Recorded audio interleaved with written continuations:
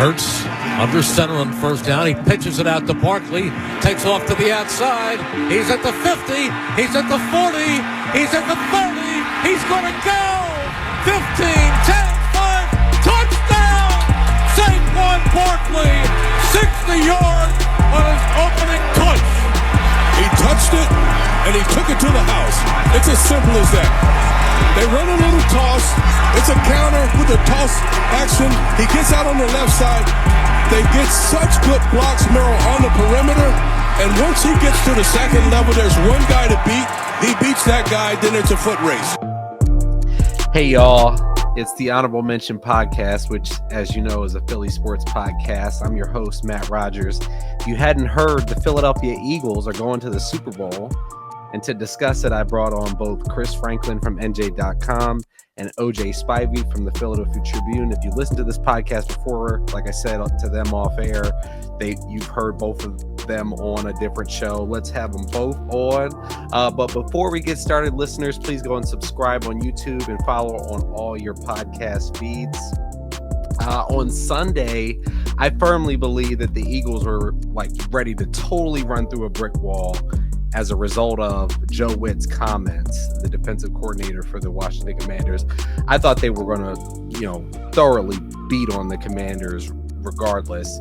But did you all think that level of a beating was on its way regardless? OJ, I'll go to you first. If Joe Whitt hadn't said what he said, do you think that they still would have put, the double nickel on those guys? I don't think any of us had in mind the double nickel per se, but I also think regardless, just the way the game went and looking back at number one, the highlights, and also if you look back at the whole game, and, most of us have access to the all 22 and everything. And from how I summarize it is, I think after Saquon's first carry, which of course resulted in a 60-yard touchdown, I think Washington's defense was a bit depleted, I should say. That's a human reaction. I mean, how could you not be? Honestly, it backed it up with some of what NFL films had captured, and it just seemed like the only way they were going to win the game, which some of us thought anyway, would be just all on Jaden Daniels' shoulders.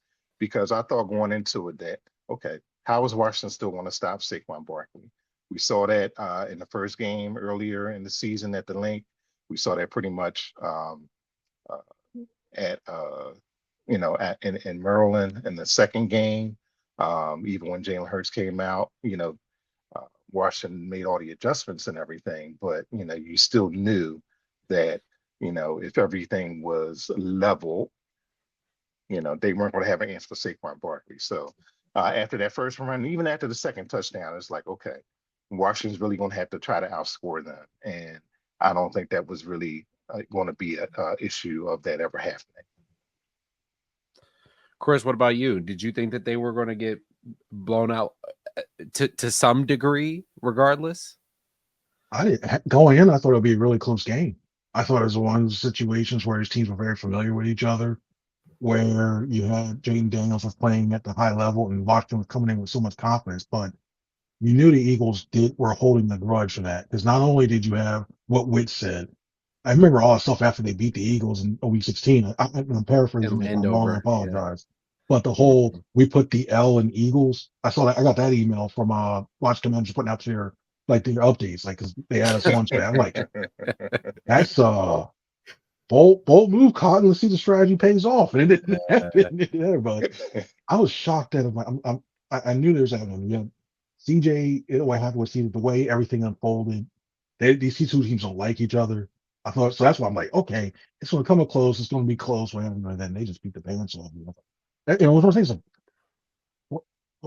how did we get here at this point? It's crazy, but they I think that really focused. I think it was week 15 that they played the last time in Landover. That I think that hit, and I hate to assign bad motives to a guy, but I mean. It was kind of like the Clowney play on Carson Wentz back in the day, where it's like the guy's clearly going down and you're making helmet to helmet contact. And then you follow that up with, we're going to hurt your quarterback. It's just, you say that to any team playing, at any level of football. And then especially you got you're talking to the bullies. Like, these are guys, and everybody has the same narrative every week. Hey, we're going to load up the box and we're going to manhandle the Eagles. We're just going to not let Jalen run. We're not going to let Saquon run. We're going to be the bigger, stronger team. And then you just poke the bear. And I don't think the Chiefs are going to be doing that. And that's just partially because Andy Reid just knows what the hell he's doing. That was odd to me, especially from their perspective. And Yeah. No, I think another thing too, as we saw at the end of the game when Quinyon Mitchell had that spectacular interception, he mocked Terry McLaurin, right? So you can tell it was a bit of revenge there. And even what Chris was talking about earlier, as far as the teams just not liking each other, and you saw the scuffles throughout the game. And I think that, of course, with AJ Brown and Lattimore, who, Lattimore just seems to not be able to cover AJ Brown. I think that was part of the animosity. But even with the whole tush push fiasco, what was that? Those 5 or 6 plays, and where they were going to award points. I didn't know that rule and everything. So yeah, I heard of it like remotely maybe years ago, but never on that level. So. But I think that in a championship game. Hey, we're gonna put points on the championship game. But I think just as far as just all that attention and all that tension and Louisville going over the top and everything, and trying to make a play, I think that was just all part of the rivalry and two teams seeing each other 3 times. Yeah, and if I remember when that mic'd up session where Jason Kelsey is during the Giants Eagles playoff game in 2022, and Brandon Graham was talking to Dexter Lawrence and then so Jason Kelsey going, "What are you doing? I have to face this guy afterwards." I want to know what Cliff Kingsbury said to Joe Whitt afterwards, because once he put those comments out there, that goes 2 ways. And saw the way that defensive line was really going after him. They get away with a couple of things I thought flaggish. Yeah, they did. But the Jalen Carter, when he had to be. I mean, Beatis kind of baited him too, but still, I mean, you don't want to get JC going, as we know.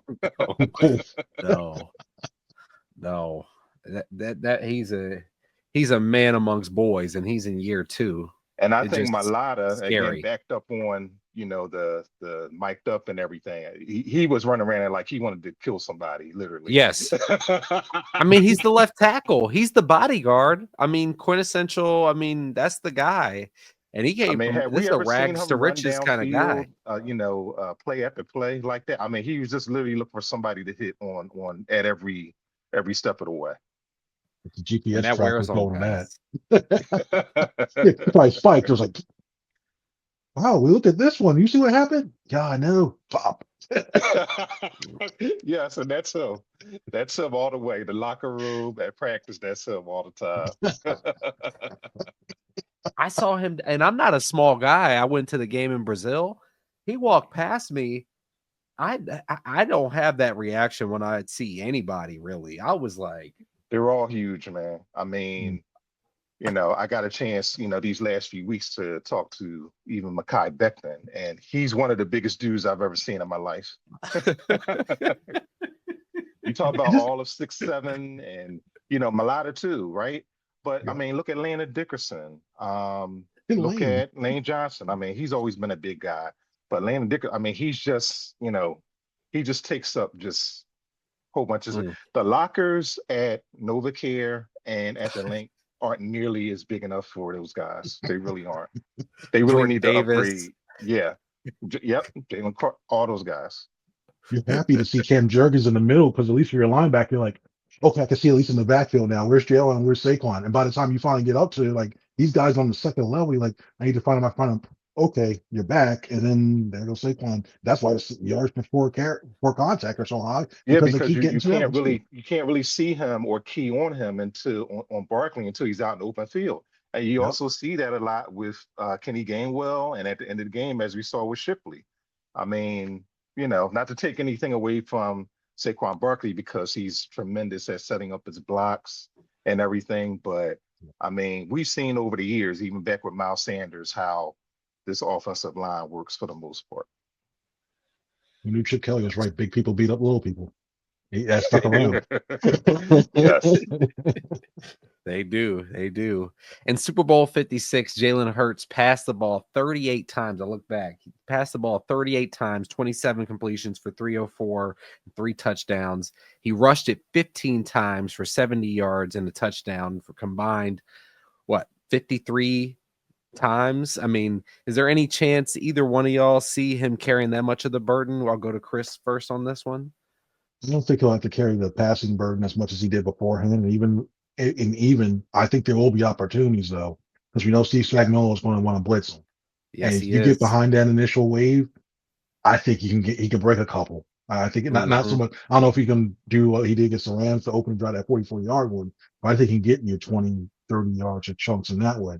And then, if anything, he doesn't have to be the burden because he has Saquon and the short passing game. If anything, you can look at his numbers maybe even better in terms of the explosive play aspect of it, a yard per attempt, because if once it's going to be blitz, you got him one-on-one. You got both he, Devontae Smith, and the way Dallas Goedert's playing right now, these guys have to face a one-on-one. If you do blitz them 7 guys, or if you go zero, it's cover zero, good luck trying to stop them. So Spagnuolo's going to have an interesting job here in terms of, it depends if he uses more zone just to get more eyes looking towards Barkley, looking towards Hurts to see where they're going, what have you, or if he wants to try to just pressure him and try to test to see if he actually knows where he wants to go with the ball checked out. But the numbers show that Hurts has done well in the pocket, not only in the pocket, but against the blitz. So it's a tough situation that he's in right now.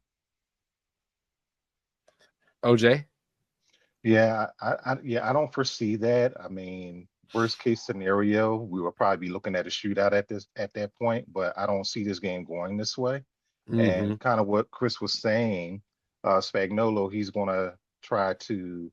I think his first thought is going to try to blitz and try to challenge Jalen Hurts. But again, we look at the stats, we look at the numbers, and also the way Jalen has called the games overall.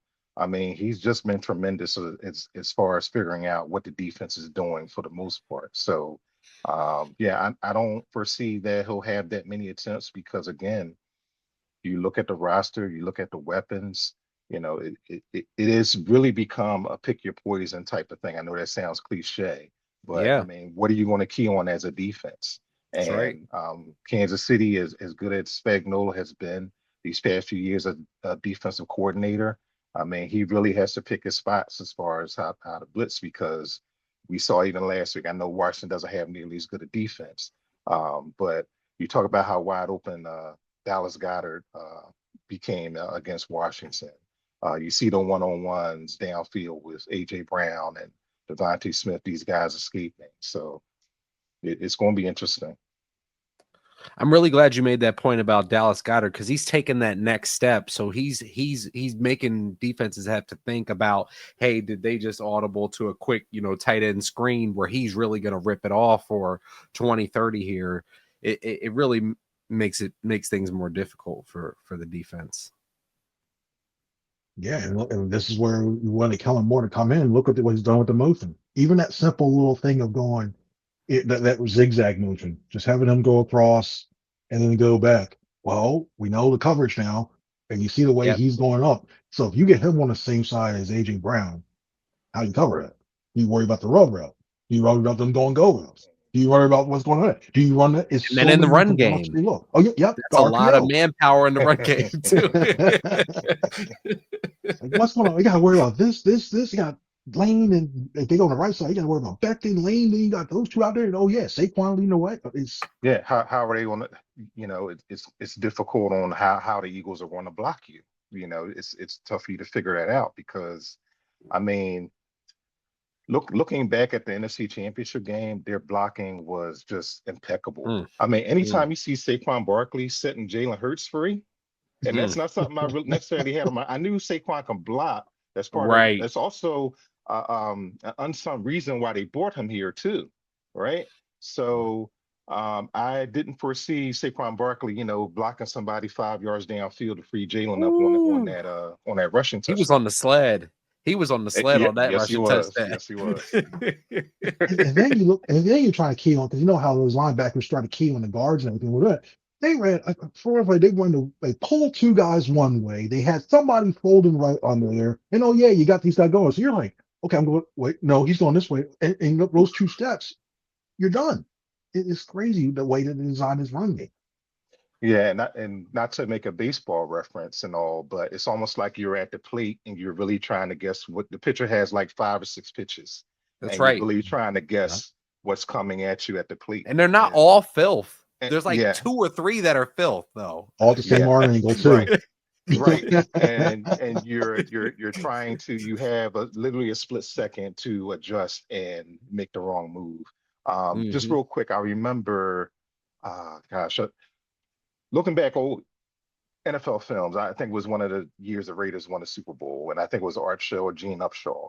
And they said, we felt so confident with our game plan that whatever the defense was going to do was going to be wrong. Mm. So that's kind of how the Eagles looked the other day, Wow. offensively. So, Whew. Whew. So Jalen Hurts has now led this team to more Super Bowls than any quarterback in team history. That says a lot. We probably should let that. I'll repeat it. Jalen Hurts has led this team to more Super Bowls than any quarterback in team history. To silence the haters, does Jalen need to have another statistically let's say the Eagles win, but Jalen has a game that's, 17 for 29 for $140 and a touchdown. Does he need to have a Super Bowl 56 type of performance to actually, for the people that are still available to be convinced that he's a good player and worthy of being a franchise quarterback? Is that what he needs to do that kind of performance and win the game? OJ? I just think it just boils down to winning. I mean, he's always going to have his critics. He's always going to have people who believe that, he should play a quarterback a certain way. And we can, go down, the whole road Yep. with that, which we had Yep. before. But I just think, and again, just the way this team is so focused, all they're worried about is winning the game.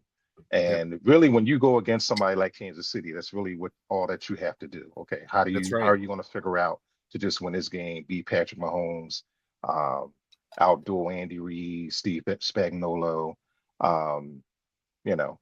Again, we look back at it, Super Bowl 56.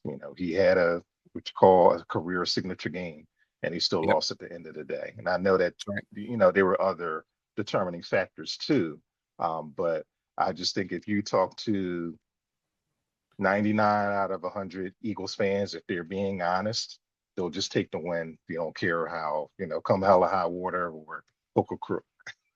That's me. That's true. What about look you, at the way- Chris? You look at Trent Dilfer. I mean, everybody looks at him like, what is on it? They still have to put Super Bowl champion. As long as you do not turn the ball over, as long as you don't put your defense in disadvantaged positions, you'll be fine. The problem is going to be, I've already started to hear it already. Well, even if he Hurts went 30 for 34, threw for 324, 4 touchdowns, no interceptions, whatever. Some incredible stat line. I've already heard the thing of, well, I saw they had to play. Blair Road was easy to get there, and if it was Allen or something like that, they wouldn't have done more, and he would have gone 40 for. It's setting itself up right now. I think the problem for him is going to be that he was drafted in the second round and that wasn't one of the top guys in that quarterback class. So everybody who beforehand was given the benefit of the doubt. Burrow. You look at Burrow. He got to 1. His numbers have been good, but he hasn't gotten back to the Super Bowl since. But he's given the benefit of the doubt. Josh Allen, you've gotten to the point where, hey, you've gotten close. You haven't been to the Super Bowl, but he's given the benefit of the doubt. Jalen Hurts, well, you don't win the conventional way. Looks a little different. You're running more. You're a running back. Sorry, hearing that one too. You're a running back. Also, because it doesn't look conventional, but it still comes with a W. He still doesn't get the benefit of the doubt. And you hope that it would, but we still know, primarily even the guy that may work at FS1, who looks like he should be a Nakamori Tower or something like that. Right? But yeah, he might say stuff like that. Like you hear stuff like that, and it's always going to do that. So I don't think unless he wins like 3 or unless he gets like Brady level, Montana level, and Super Bowl wins, Mahomes level, and Super Bowl wins. I think he's always going to hear it. I don't the list of quarterbacks who've gotten their teams to 2 Super Bowls and 2 Super Bowls in 4 years. I mean, by hook or by crook. I mean, that's a short list. And I don't have it, but it's It is a short list. I mean, I think it was CBS Sports. They put up the graphic the other day of all the 19 years or the 19 different quarterbacks that have lost the Super Bowl and have failed to go back. And you have to go all the way back to Jim Kelly, when before Jalen Hurts was born. So you have all the list of quarterbacks who it's really difficult. And I think someone else said that even one step further, the last quarterback to return to the Super Bowl and win it is Bob Griese in 1972. oh my God. So this is how difficult, and this is how 72 much Dolphins. Jalen Hurts, and I throw Nick Sirianni in there as a coach too, because Absolutely. you go back to, I guess it would be Don Shula, right? So they're both defying history, and that's why I wanted to ask them on Sunday night, was that ever in their mind? I know Nick went more extensive. Of course, we know Jalen's always going to keep it short and everything, but I thought Nick gave a great answer as far as putting that in perspective and his relationship with Jalen Hurts over the years, and even admitting that they've been through a lot together. But I mean, we're on the cusp of this, and again, it's going to be important. Not only what Jalen Hurts does to win the game, and also how Sirianni navigates through the game as well. Absolutely.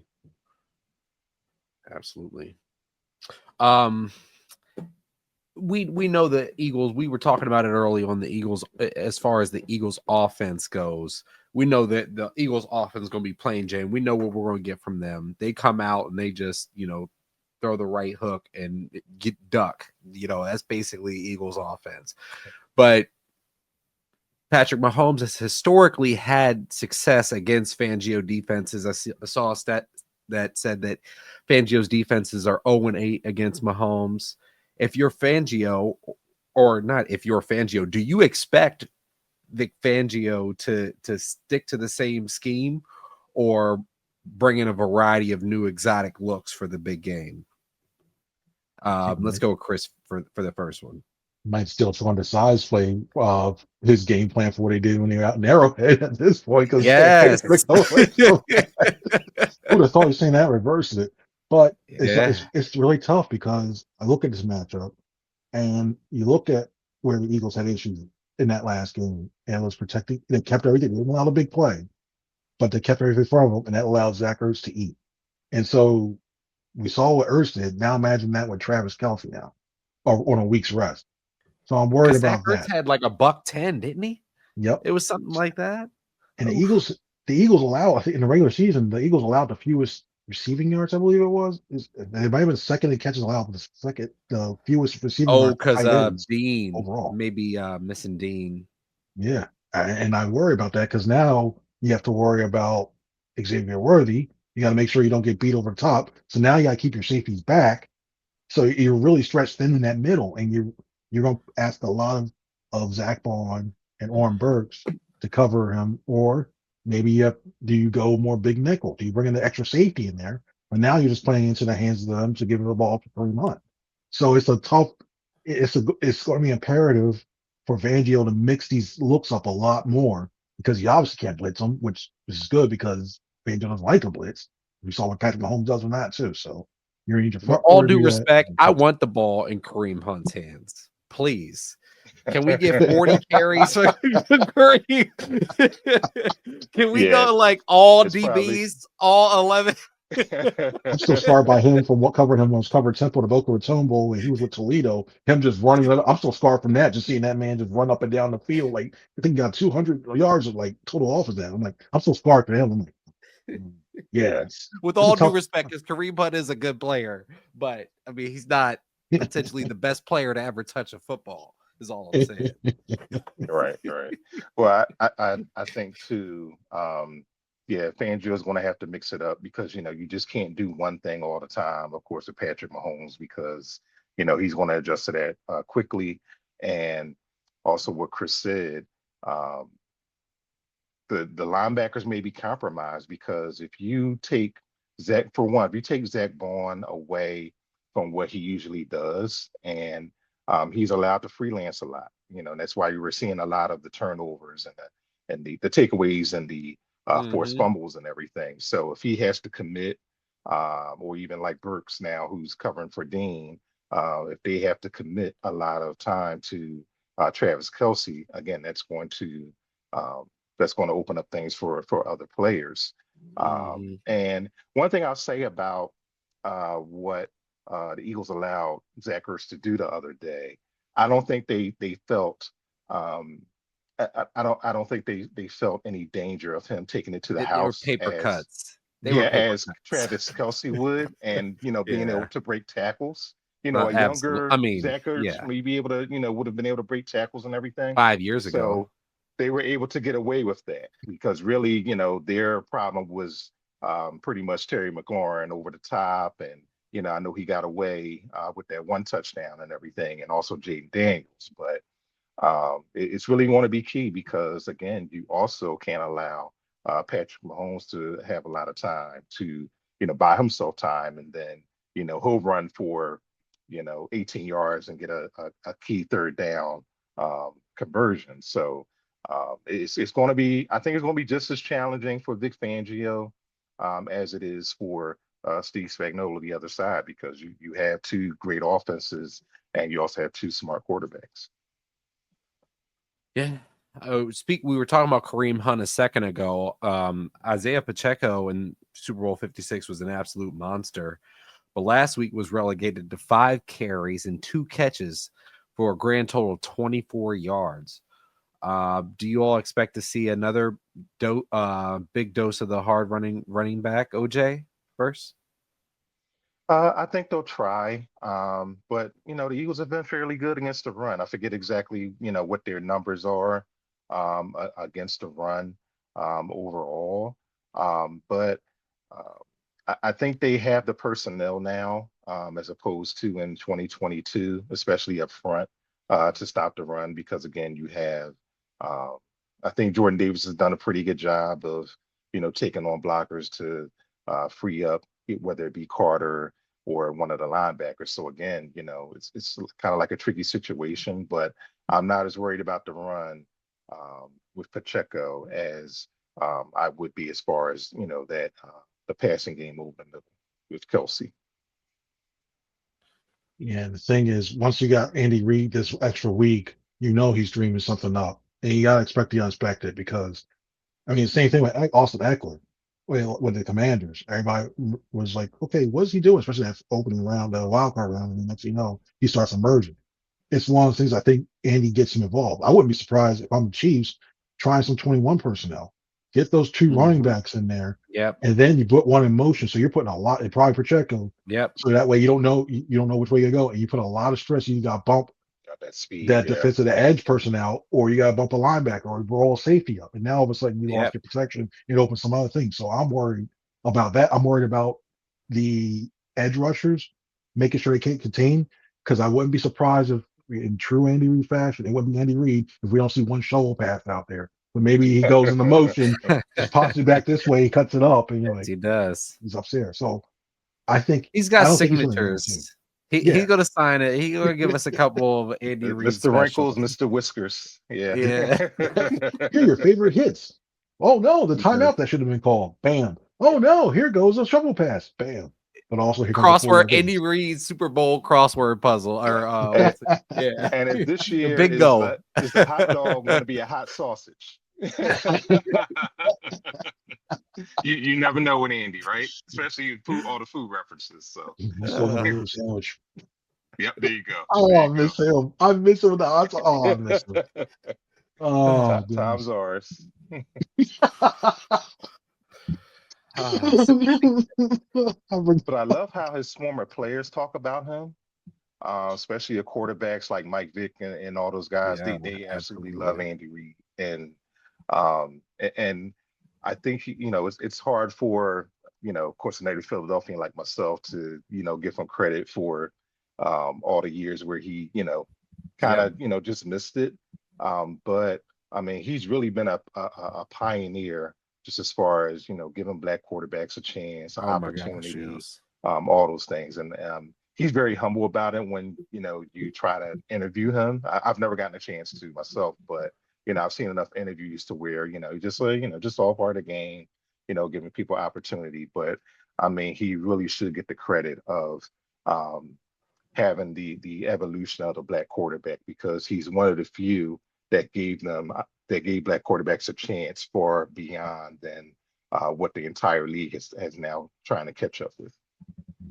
Yeah, Yeah. yeah. Him, Jeff Blake, T. Martin was on there as well Yep. too. Who's They, now a good coach in the NFL. So yeah. yeah, he's really done. He's really gone a long way, and it is tough. Like the fact that even when it came to Doug Peterson, I think there's other reasons behind that, but the fact that he gave Doug Peterson a chance, the organization still values highly of him. The recommendations like, hey, what do you think about this guy?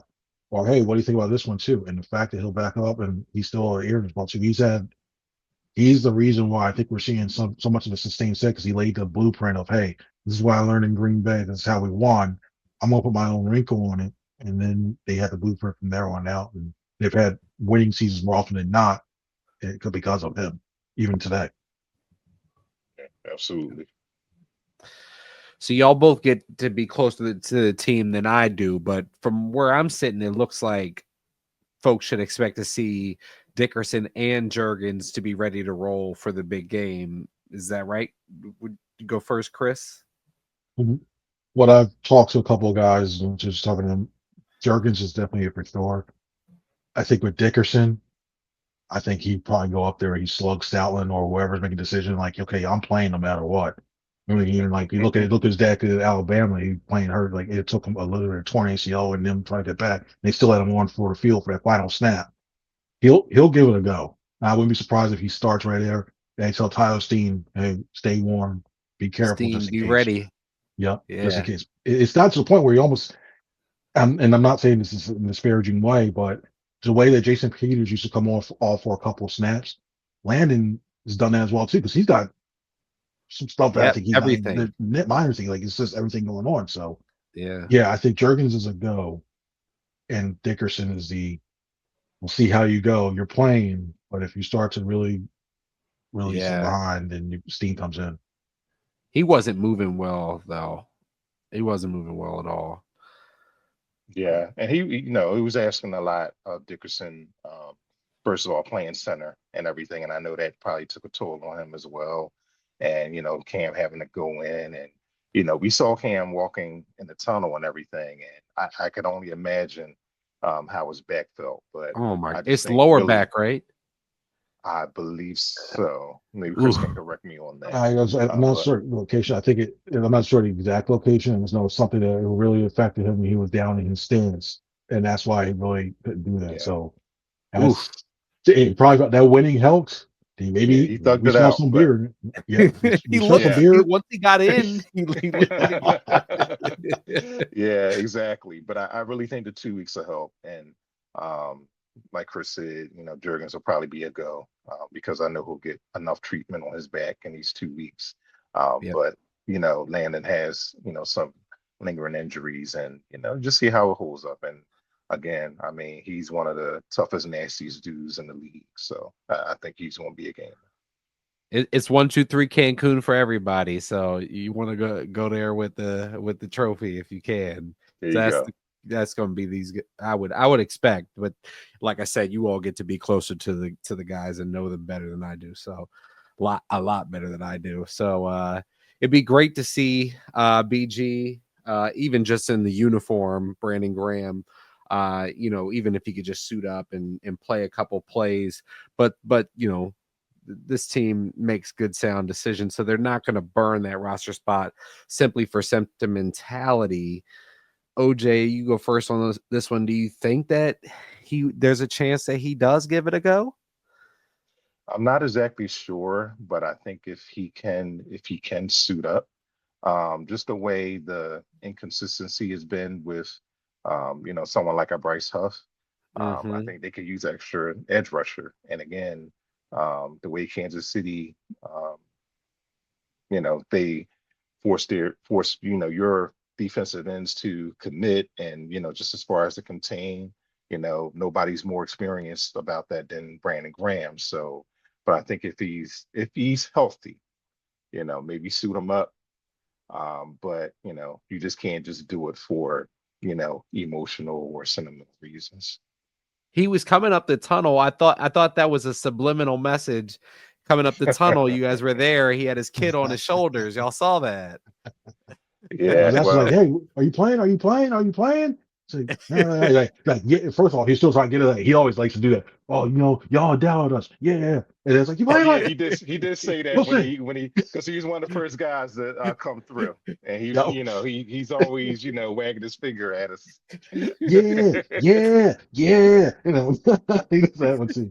Like, I look at him, he's a guy that I need to see, like, to put him on the field and have him dress, he has to play at least 15 snaps to me for that. Because if you do that, if you dress him, now you're looking at, okay, who are you sitting on special teams in the covers game? Right. Am I sitting Blasingame? Am I sitting Gales Hunt? I'm not doing that. For me, Because Hunt's been making plays. Yeah, they ran that 3-man, and then you took a forward, and you sit. Yeah, he's contributed on not only special teams but on defense. Yeah. Yes. So Yes. I don't want to put Nolan Smith out there more on special teams, even though he did it with the Packers because he had Keyshawn Nixon back there. I don't know if I want to continue to put him on there. It's the big decision. So yeah, they have to be absolutely sure. Yeah. So if he's playing, he could be playing 20 snaps maybe if needed. So it'd be interesting. It would. I mean, obviously, people would be would be excited. The Eagles value their special teams just as much as their offense and their defense for good reason. Yeah, people watch the playoffs. Yeah, they're really important with they're really thorough with their roster spots as well. Well, I won't say roster spots, but as far as who's active on game days. It's tough. You got to, and then you got to factor in if. With the stuff going on with Dickerson, do you carry, say, Dick Gates? So now you guys worry about that. Like, do you carry an extra lineman now because you don't know if you have Dickerson? So that plays into the factor of that one. Do you carry a lesser, fewer linebackers? You can't be shorthanded at any position going into the Super Bowl. Yeah. You can't compromise one position for another. Understanding what type of injuries you have with certain players. And Brandon Graham is the, probably the easiest. If you had to pick a guy to kind of have that conversation with on the team, he seems like the right guy to be able to be like, hey, this is what the team needs. I know you want to go and we want you to go. Come back next year. But if you're not ready to go, you can't go. Well, it's going to be the decision with the training staff and the medical staff. And, that's who it's ultimately going to be up to. Because, I mean, all players want to play. Yeah. All it takes is that we saw that chip. All it takes is one little chip from Kareem Hunt and Pachinko on the way out, and he's hurt. Now all of a sudden you're down to 3, which is fine, but you sacrifice somewhere else, and then you got that fell into that and fatigue. And you need those guys. You need 2 sets of pass rushers against this Chiefs team to go after Mahomes. It's wrong. It's really. And I saw, looking back at the film, I mean, you saw Washington really trying to take Jalen Carter out a number of times, and that could have been scary. Oh, you're engaged. There could have been a couple chops. You're chopping the box. I wouldn't be surprised if you see some fines this weekend because they were really trying to take his wings out. And that's why they got that double nickel. There were a variety of reasons, but we left nickels on the desk. So Chris, who are your Super Bowl X factors? I'll give as many as 2. You could just one if you only got one. My X factor, and I thought long and hard about this. My X factor is C.J. Gardner-Johnson, and you think like, okay, he's a safety, but no, I want to see him. It's going to be enticing. And, well, for one thing, I want to see him that leadership. I want to see him come out, step up. He's been doing a good job at that. Continue to do that. The second thing I'm looking at is you're going to need to get some turnover, and it's going to be really, really tough. You're going to gamble a couple of times, and if he goes right in the middle, especially that zone, and he's playing free, he's the free safety. He tries to cut under that one too. He can gamble, but he better gamble right. So I think he can get a pick off of Mahomes. I really do. He but I think he can get a pick off him. I just want to make sure he does well against that, and then him rolling down. If you have to roll down against Travis Kelce, keep him in front, tackle well, so that way you're not giving them the extra yards after catch.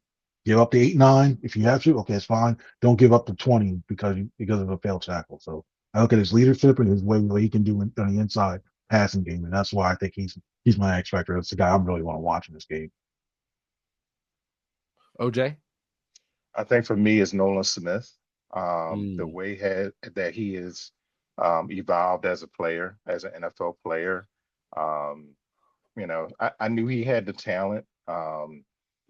And I think a lot of what the young guys on defense, in my opinion, I thought the talent was there for most of the success that we have seen.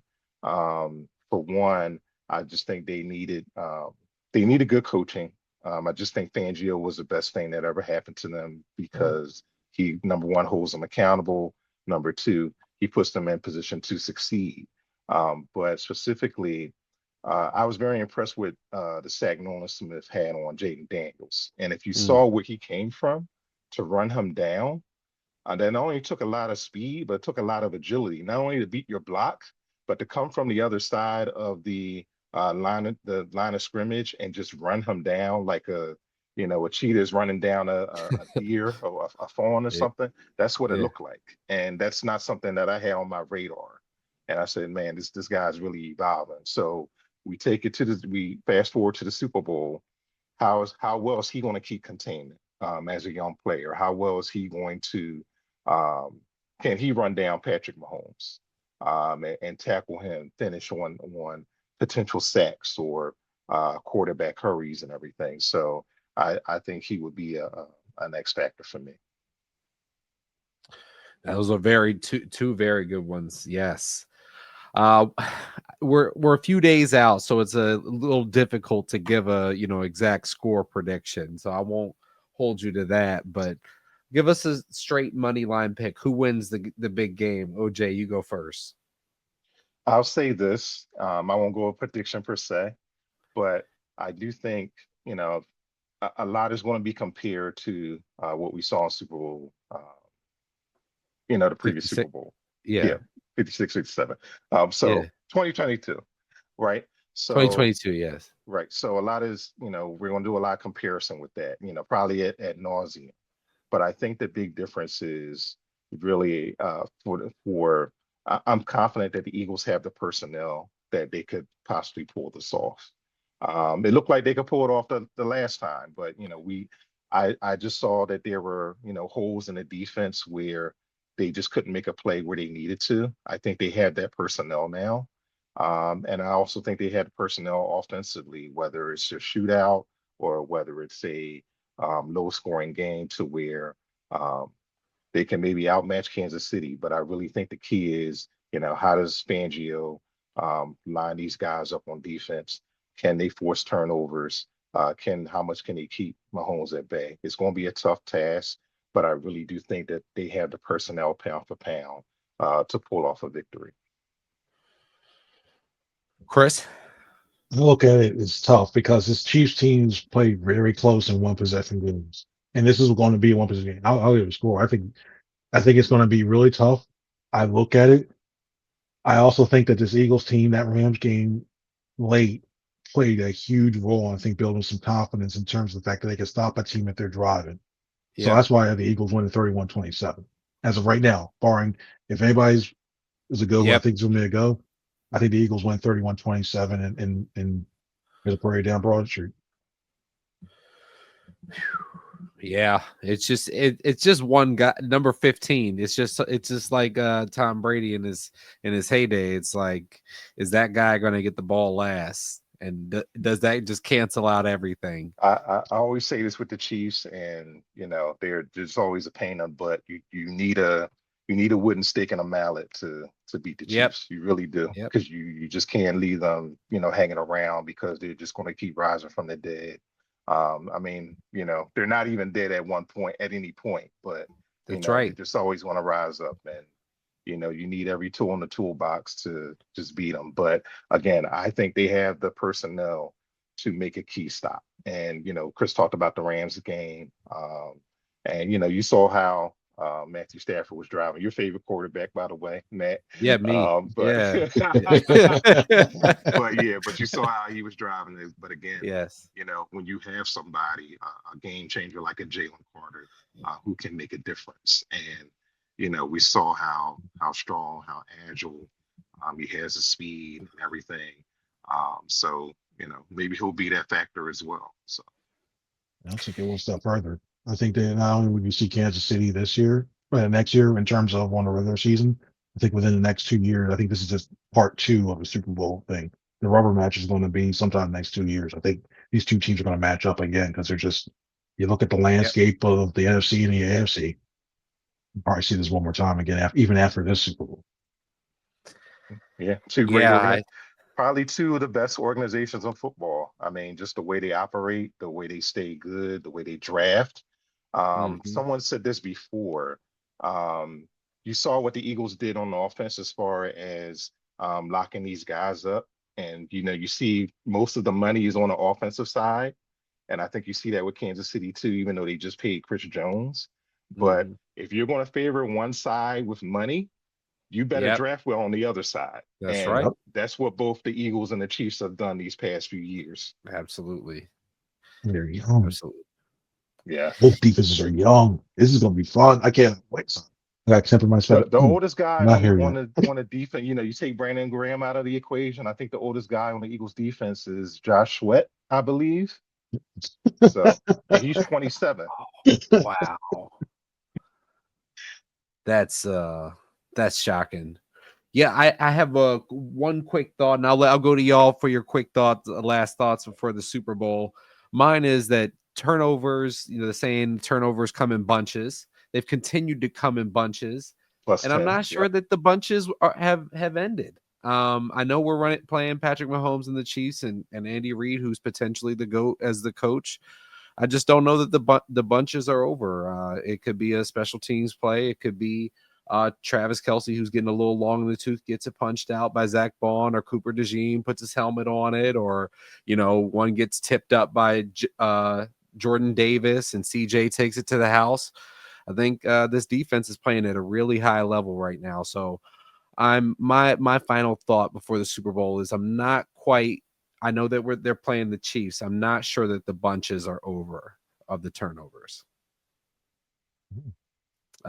Chris, you want to give any final thoughts before the Super Bowl? I think you appreciate the play of Zach Bond while you can, because I really think the guy, and it's a weird stat. It's more of a basketball stat to me, but I saw NFL Next Gen Stats incorporate hustle. Basically, guys who have to go sideline to sideline and make tackles. He was second in the regular season in those hustle plays. You got to appreciate it. It's been a long time since seeing all pro caliber. He wasn't even all pro caliber linebacker play. The Eagles have a tough decision to make. And you look at the team that I'm worried about if I'm the Eagles, the New England Patriots, looking at how much money they have and what they could potentially do with that. So we could be seeing the end for a couple of these guys. Or the Commanders.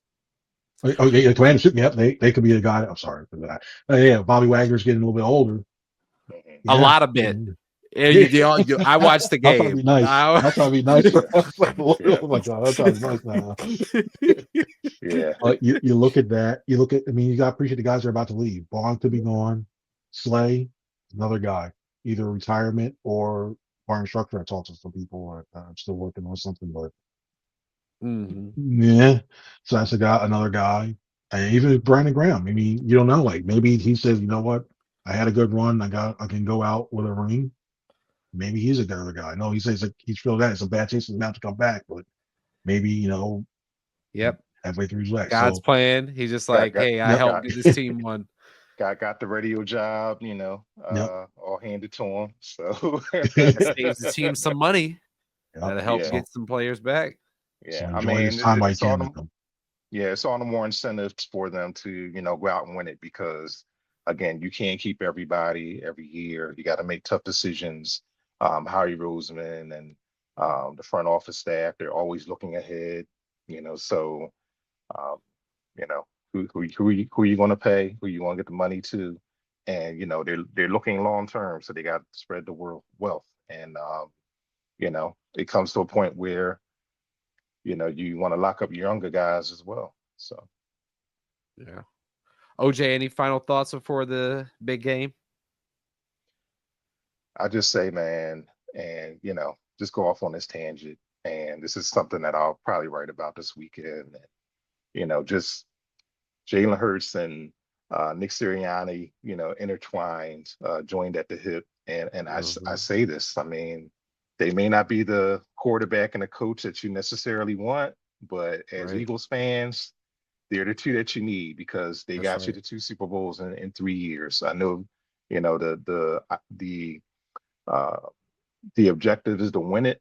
But I mean, if you look back and see what these guys have done, and, everybody had one, Nick Sirianni 1 foot out the door at last season.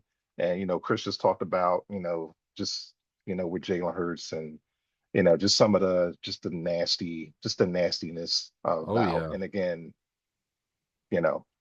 what black quarterbacks have to, go through overall. I know you have to perform everything. That's the job and all. But I mean, what he's done with this team, I mean, it's just been remarkable. And just his leadership and just the way, the veterans look to him and all. And I just think, it's just time to appreciate these guys, because, I mean, they've done a lot for the leadership of this team and why they're in the Super Bowl again. Yeah. I mean, it's hard to say take 2 Super Bowl appearances over the body of work of Andy and Donovan, but Andy and Donovan didn't get 2 Super Bowl appearances. And what did I say before to you about Sirianni?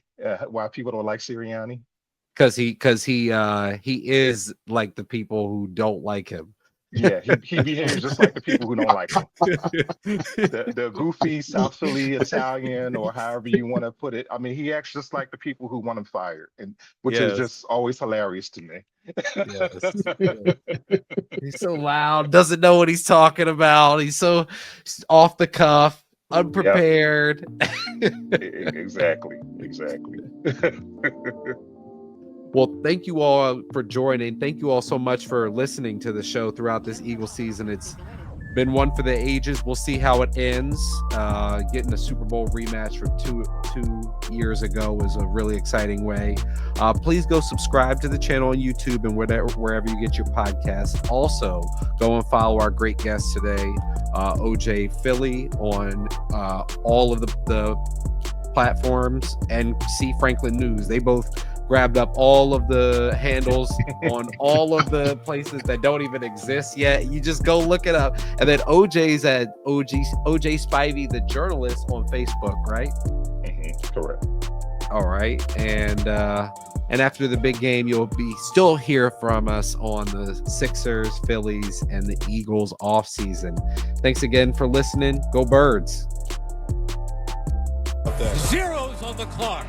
The flares fly skyward, and the Eagles not just beat, but annihilate the Washington Commanders 55-23.